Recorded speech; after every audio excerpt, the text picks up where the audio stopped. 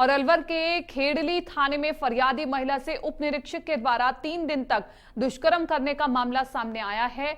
महिला के द्वारा रेप का मामला दर्ज करवाने के बाद आरोपी उप निरीक्षक को गिरफ्तार कर लिया गया है।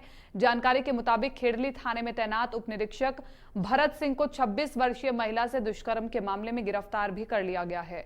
मामले की सूचना के बाद आईजी हवा सिंह, एसपी तेजस्विनी गौतम खेड़ली थाने पहुंचे और मामले की जानकारी ली। महिला के द्वारा थाने पे तैनात सब इंस्पेक्टर के खिलाफ बलात्कार का मुकदमा दर्ज करा है। उसमें सब इंस्पेक्टर को अरेस्ट किया है। भरत सिंह सब इंस्पेक्टर है। कब की घटना? घटना जो महिला ने बताई है वो 2, 3 और 4 तारीख की बताई है और यही थाना परिसर की बताई है घटना।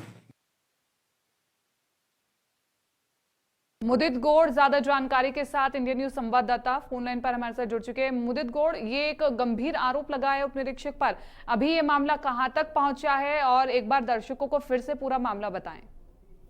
जी बिल्कुल, ये पूरा मामला जो है खेड़ली थाने का है। खेड़ली थाने पर मौजूद वहां पर एक सब इंस्पेक्टर जो तैनात थे भरत सिंह, उनके पास एक जो महिला अपनी फरियाद लेकर पहुंची थी, जिसके बाद ये घटना 2 तारीख, 3 तारीख और 4 मार्च की बताई जा रही है, जिस पर पुलिस ने तत्परता दिखाते हुए कार्रवाई की और आईजी खुद कल थाने पर पहुंचे और इस सब इंस्पेक्टर की गिरफ्तारी हुई है। इस महिला द्वारा आईजी को शिकायत भी की गई थी, एसपी को भी शिकायत की गई थी, जिसके बाद ये न्याय लेने वहां पहुंची थी। लेकिन इसके साथ ही वहां पर दुष्कर्म जैसी घटना सामने आई और उसके बाद पुलिस ने अब उच्च अधिकारियों ने इसमें हस्तक्षेप करते हुए त्वरित कार्रवाई करते हुए सब इंस्पेक्टर को गिरफ्तार किया गया है।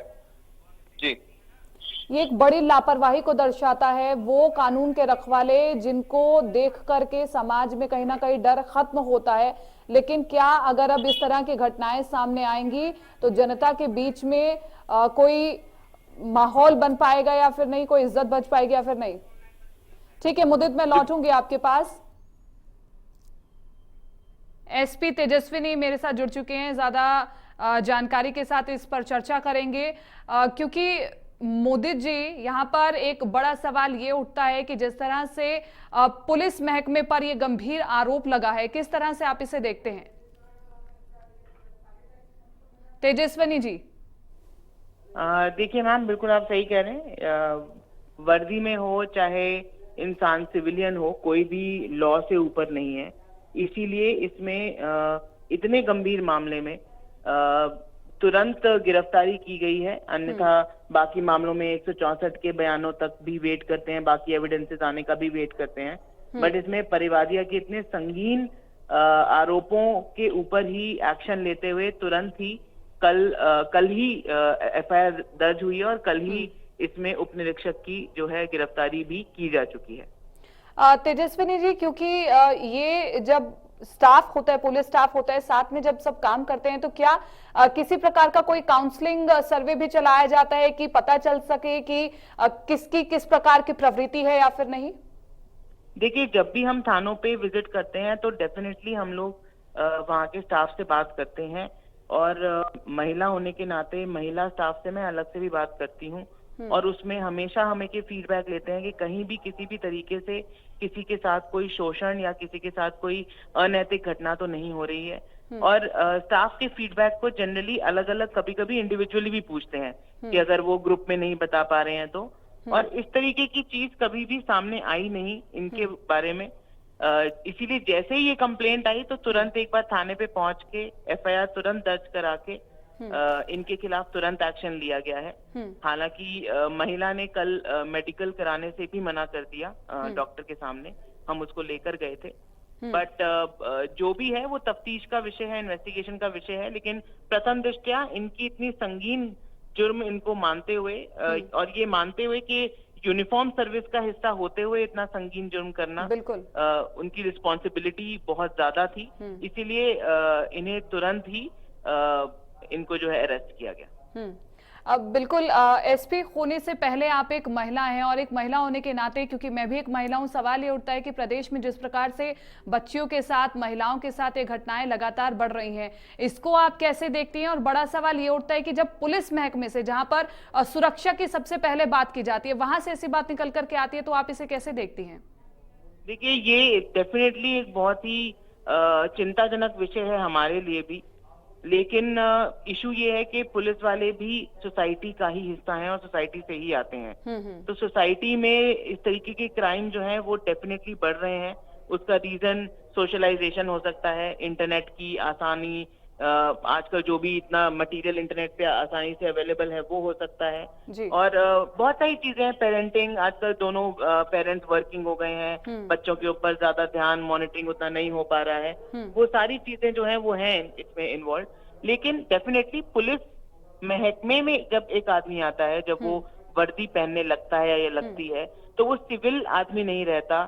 उसके ऊपर एक रिस्पॉन्सिबिलिटी जो ये जॉब हमें देती है, और इसीलिए आईपीसी में स्पेशल सेक्शन भी है कि पर्सन इन अथॉरिटी या पुलिस वाला अगर ऐसी कोई कृत्य करता है तो उसके लिए सजा भी एक आम नागरिक से ज्यादा मिलती है।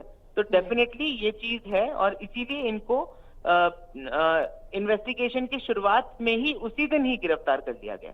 क्योंकि तेजस्विनी जी, आपने कहा कि पर्सनली आप भी जाकर के सर्वे करती हैं, आप देखती हैं, बातचीत करती हैं और जानती हैं उनकी जो भी प्रवृत्ति रहती है, लेकिन इसके अलावा मैं जानना ये चाहती हूँ कि पुलिस महकमे में क्या कोई आगे, क्योंकि ये जो घटना सामने निकल कर के आई है, इसको देख करके आगे कोई विशेष कार्यक्रम चलाया जाएगा ताकि पता चल पाए, काउंसलिंग हो सके जो पुलिस महकमा है?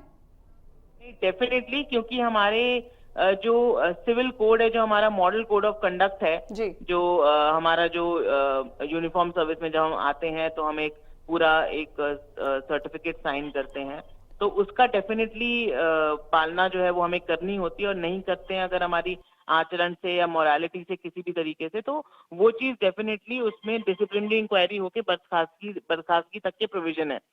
तो वो चीज बार बार इनको दोबारा बताना जरूरी है, और इसीलिए खुद मैं दोबारा सभी थानों की टूरिंग करके इंडिविजुअली सब स्टाफ से बात करके इसको दोबारा उनके अंदर इंग्रेन कराने की कोशिश करेंगे। और जो सेंसिटाइजेशन ट्रेनिंग हमारी पुलिस की जो चल रही है उसको भी और अच्छे तरीके से कराएंगे ताकि इस तरह की घटना की पुनरावृत्ति ना हो। बहुत बहुत शुक्रिया तेजस्विनी जी, आप जुड़िए, अपना समय दिया और इस पर विस्तार से चर्चा की है। और हम आशा यही करते हैं कि आगे विशेष कार्यक्रम चलाया जाए और पुलिस महकमे में भी काउंसलिंग हो, क्योंकि ये एक आपने संतोषजनक जवाब दिया है कि जो आम नागरिक होते हैं उससे अधिक सजा मिलती है अगर पुलिस महकमे से कोई इस प्रकार का कुकृत्य करता है तो। और मुदित, आपका भी शुक्रिया तमाम इस जानकारी के लिए।